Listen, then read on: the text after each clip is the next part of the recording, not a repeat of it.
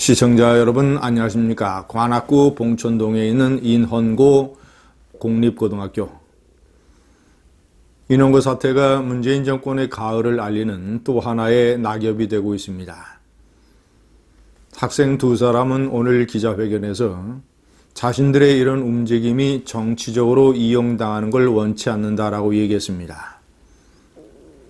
그들의 순수한 뜻은 충분히 이해가 됩니다. 하지만 정치적으로 이용하는 것과 그 사건이 가지고 있는 정치적인 의미가 자전적으로 진행이 되는 것과는 전혀 다른 문제입니다. 그들의 의사와 상관없이 이 사건은 정치적으로 커다란 의미를 가지고 있으며 어찌 보면 나중에 돌이켜보면 역사적으로도 상당한 파장이 기록될 것입니다. 시청자 여러분, 학생들의 표현이 상당히 의미가 있습니다. 제가 5번째에 명기를 해놨습니다만은 이 전교조 교사들의 사상 독재, 그리고 학생들이 사상 독재의 피해를 받아서 정치적인 시체로 전락하는 것, 학생들이 완전히 이념의 좀비가 되어버리는 것, 그리고 교사들이 학생들을 개돼지 수준으로 취급을 하는 것, 이 4개의 표현은 그 발표를 했던 인헌고등학교 학생수호연합의 최인호 대변인 군이 쓴 표현입니다. 사상독재, 정치적 시체, 좀비, 개돼지. 학생들은 분명히 얘기했습니다. 이번의 예를 들자면 몇 가지 정치적 교사들의 발언 사태 때문에 학생수호연합이 생긴 것은 아니다. 돌발적으로 생긴 것은 아니다. 그동안 쌓여온 것이 다 작용을 한 것이다. 교사들의 일종의 사상독재, 페미니즘, 그 다음에 난민 옹호, 그리고 동성애, 이런 것들, 그리고 시국 관련 발언, 그리고 학생들을 일배로 몰아붙이는 것, 아주 구체적으로 학생들의 전하는 얘기들이 재미있습니다. 오늘 아침 조선일보의 보도에 따르면 학생들이 사흘 만에 50여 건의 정치교사 이런 편향된 교육의 사례가 접수됐다. 약 500여 명의 학생 중에서 150여 명이 동참 연대의 뜻을 밝히고 있고 그 중에서 고3 50여 명이 주도하고 있다. 여러 가지 케이스들이 많지만 이 정치 교사들의 막말, 예를 들자면 오늘 아침 조선일보 보도에 따르면 이런 막말들이 있었다고 합니다.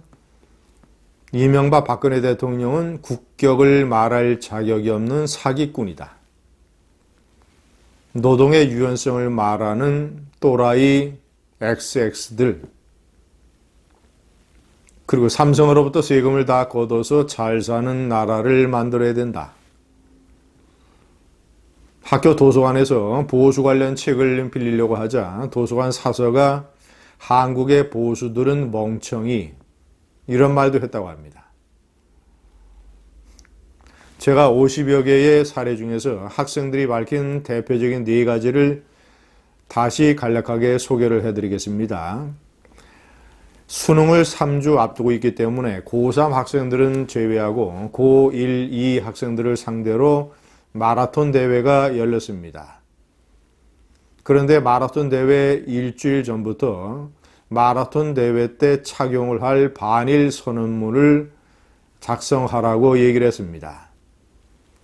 그런데 한 학생이 다른 내용을 적어내자 선생으로부터 굉장히 혼이 났다고 합니다. 그리고 마라톤 당일에는 학생들에게 반일 구호를 외치도록 했습니다. 일본의 경제 침략을 규탄한다. 자민당 아베는 망한다.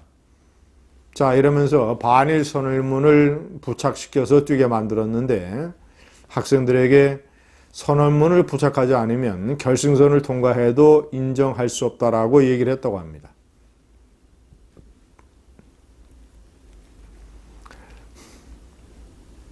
아니 마치 1936년 히틀러 정권의 베를린 올림픽에 참가하는 일제 정권이 한국인들에게 강요를 하는 뭐 이런 거하고 비슷한 것 같습니다. 두 번째, 조국이 사퇴한 날 한 교사가 이렇게 얘기를 했다고 합니다. 검찰의 수사로 무고한 희생이 이루어졌다. 그래서 학생들 중에서 아니 인턴 그런 것들은 다 사실 아니냐라고 했더니 가짜 뉴스를 믿으면 안 된다. 전부 다 가짜 뉴스다. 가짜 뉴스를 믿으면 개돼지다. 이런 식으로 얘기를 했다고 합니다. 세 번째, 박정희 대통령에 관한 책을 읽고 한 학생이 박정희 대통령에 대한 긍정적인 평가, 예를 들자면 박정희가 그래도 경제는 잘한 것 아니냐라고 했더니 이 학생이 너 일베 아니냐 라고 몰아붙여서 나 일베 아니다. 그 학생은 일베가 아니기 때문에, 일베 회원이 아니기 때문에 일베 아니라고 했는데도 여전히 너는 일베 아니냐라고 강요를 했다고 합니다. 그래서 이 학생은 일종의 일베 트라우마에 걸렸다. 그래서 그 다음서부터는 다른 자리에서 박정희에 대한 긍정적인 얘기를 하지 못하게 됐다. 네 번째 사례입니다. 어느 선생이 수업 시간에 현 정권에 대한 문재인 대통령을 아주 좋아하는 이 선생이 현 정권에 대한 아주 긍정적인 얘기를 많이 쏟아냈다고 합니다. 그런데 한 학생이 현 정권에 대한 비판적인 얘기를 하자 그 학생은 교무실로 불려갔다고 합니다. 그래서 그 다음 그 선생의 수업 시간에 현 정권에 대한 좋은 얘기를 할 수밖에 없었다. 그래서 그 선생은 미소를 지으며 흡족했다. 이런 증언도 있습니다. 시청자 여러분, 제가 서두에 왜 이 고등학생들의 움직임이 정치적인 의미가 상당히 있느냐. 전교조는 1989년에 결성이 됐습니다. 1987년 6월 혁명 이후에 한국 사회를 휩쓴 일종의 민주화 열풍이라는 것. 그 와중에 1989년 전교조가 결성이 됐고 10년 후인 김대중 정권 때 1999년에 그 전교조가 합법화됐습니다. 이 전교조에 대한 어떤 반대 움직임, 전교조의 이런 사상적 편향을 공격하는 이런 움직임은 한국 사회에서 여러 차례 있었습니다. 이명박 정권 때는 전교조 명단 공개 움직임이 있었습니다. 당시 한나라당의 조전혁 의원, 차명진 의원. 그런데 실제적으로 전교조에게 타격을 주지 못하고 이 운동에 주도적으로 참여한 이런 의원들이 피해 배상 판결에 따라서 수억 원의 경제적 피해만 입는 이런 결과를 낳았습니다. 실제적으로 전교조에게 커다란 타격이 된 것은 박근혜 정권 때 있었던 법외 노조화입니다. 전교조가 해직 교사를 불법적으로 전교조 노조원으로 활용한 것. 이것이 교원노조법 위반이 돼서 전교조는 법외 노조 판결을 받았습니다. 법외 노조 이 판결을 받으면 각종 지방 교육청이라든가 또는 이런 막대한 보조금, 그 다음에 시설 임대에 관한 지원 이런 것들이 다 끊기게 됩니다.